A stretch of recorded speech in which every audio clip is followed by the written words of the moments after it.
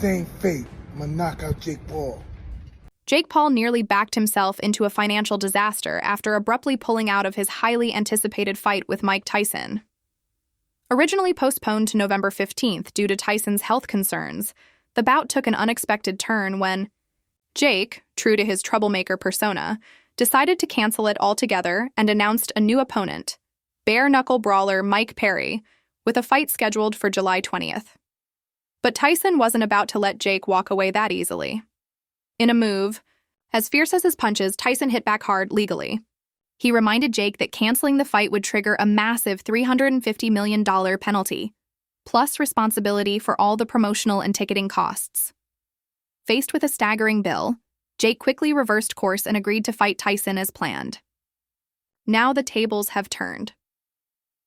With the ball in Tyson's court, Jake finds himself staring down a set of brutal new fight rules designed by the boxing legend himself. The situation has shifted dramatically, and all because Jake made a hasty decision, instead of waiting it out.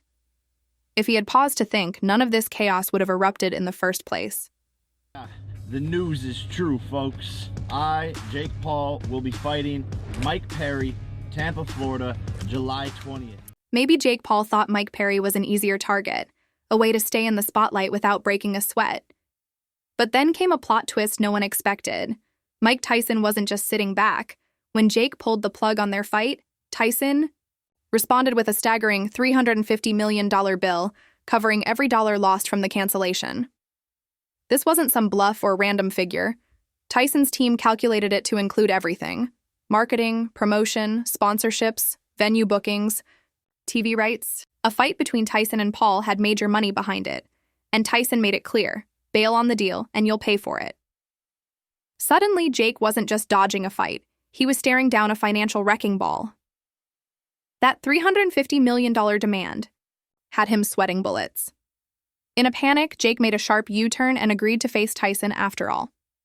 But by then, Tyson had already decided to teach him a harsh lesson. He changed the fight rules, made them tougher, more punishing. It was Tyson's way of saying, "You want to play games? Fine, we'll play by my rules." And just like that, the fight Jake once tried to escape turned into something far more dangerous, physically and financially. All because he underestimated what it meant to walk away from a fight with a legend. Yeah, the biggest ever. Ever. It's on pace to be the biggest fight ever. Yes, and we're involved. We're involved, right? We're involved. All those big shots, all the biggest athletes in the world. This is the biggest ever. November 28th. Lit. Hey, we lit here. We lit at the Tyson Ranch. Adding insult to injury, Jake seriously misjudged Tyson's health. With rumors swirling that Tyson was too ill to fight, Jake likely felt a false sense of security, thinking Iron Mike wouldn't have the strength or focus to push back in any meaningful way. IG mistake. Tyson, true to his warrior spirit, quickly shut down the speculation. Despite facing health challenges, he proved he still had the heart of a lion and the mind of a seasoned champion. His relentless drive to hold Jake accountable wasn't just about money. It was about pride, discipline, and legacy. Tyson's response was a clear message: you don't play games with Iron Mike. Not now, not ever.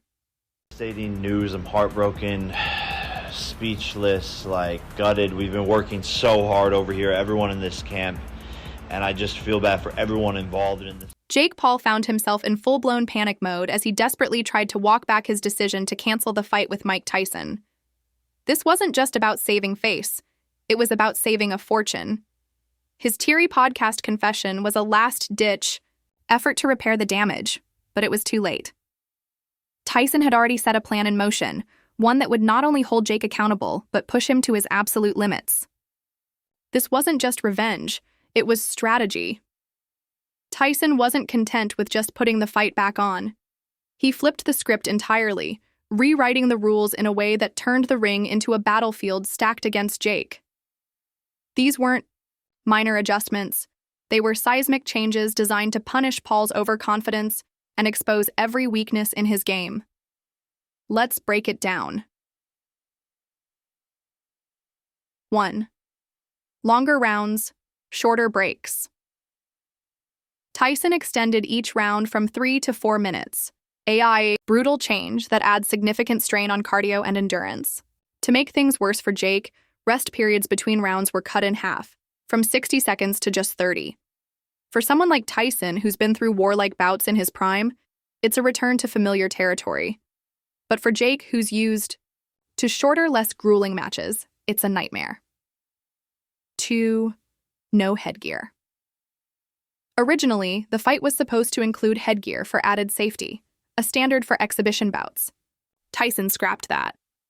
By removing head protection, the fight became far more dangerous. The risk of cuts, concussions, and serious injury skyrocketed, exactly the kind of psychological pressure Tyson wanted to apply. 3. Continuous knockdown. Rule. This was a masterstroke. Normally, multiple knockdowns could lead to a fight being stopped. But under Tyson's new rule, the round continues until time runs out or a fighter is completely unable to continue. This relentless setup turns every round into a test of sheer willpower.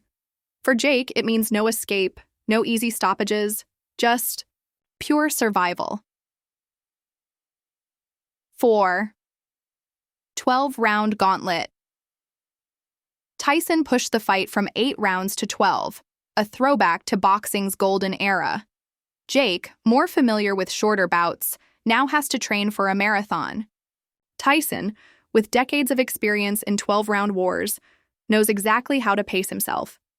Jake, he's now treading water in deep, untested territory. 5. No hiding in clinches. Referees have been instructed to quickly break up clinches, preventing either fighter from using it as a breather. That's bad news for Jake, who may have planned to slow things down by tying Tyson up. Under these rules, the action stays high, and Tyson, who thrives on constant pressure, has a clear advantage. Check 6. Penalties for backpedaling. In another clever twist, Tyson's team introduced point deductions for excessive backpedaling. Jake, who often relies on movement and evasion, will now be forced to stand his ground and fight. This rule plays directly into Tyson's aggressive style and forces Jake into uncomfortable exchanges. Step 7. Open scoring. By revealing judges' scores after every round, Tyson added a psychological layer to the fight. Jake won't be able to guess if he's ahead. He'll know. And if he's behind, that knowledge could spark desperation, forcing errors Tyson is ready to capitalize on. 8. Brutal pre-fight fitness standards.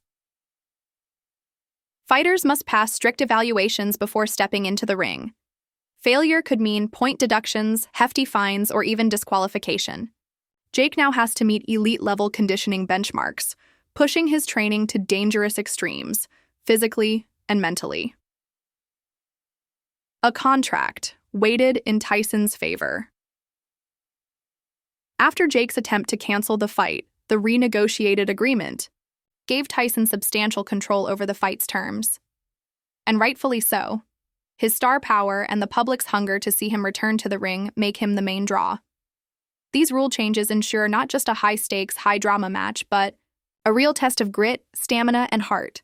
Tyson has turned what could have been a simple comeback into a calculated war zone, using his experience, toughness, and mind games to tilt the entire landscape in his favor. Jake's once cozy matchup is now a minefield, and the stakes couldn't be higher. Now it's your turn. What do you think of Tyson's rule changes? Which one do you think hits the hardest, figuratively or literally? Drop your thoughts in the comments and let's get the debate started.